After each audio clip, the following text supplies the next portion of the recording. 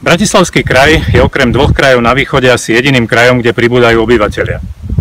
Rodia sa deti, ale sťahujú sa sem aj obyvatelia prakticky zo všetkých krajov Slovenska.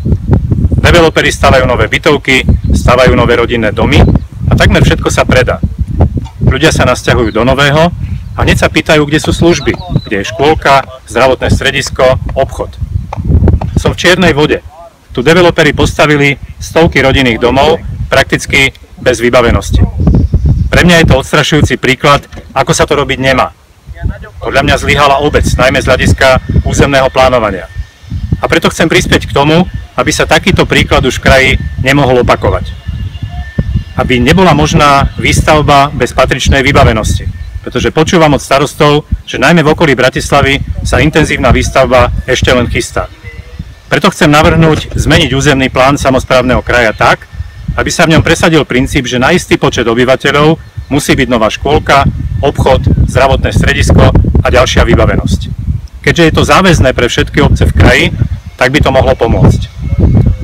Územie kraja máme iba jedno a je na nás, na verejnej správe, ako budeme jeho rozvoj regulovať.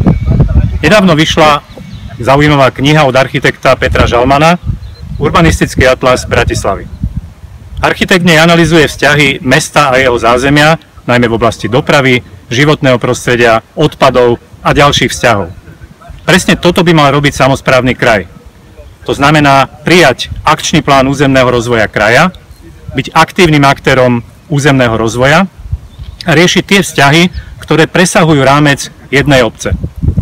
A prispieť aj ku dobrej medziobecnej spolupráci.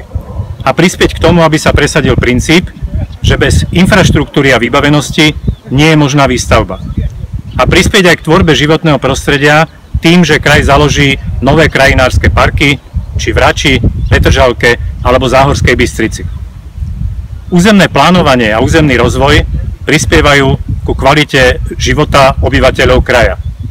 Ak dostanem vašu dôveru, využijem tieto nástroje na to, aby som zabezpečil regulovaný rozvoj kraja na prospech všetkých jeho obyvateľov.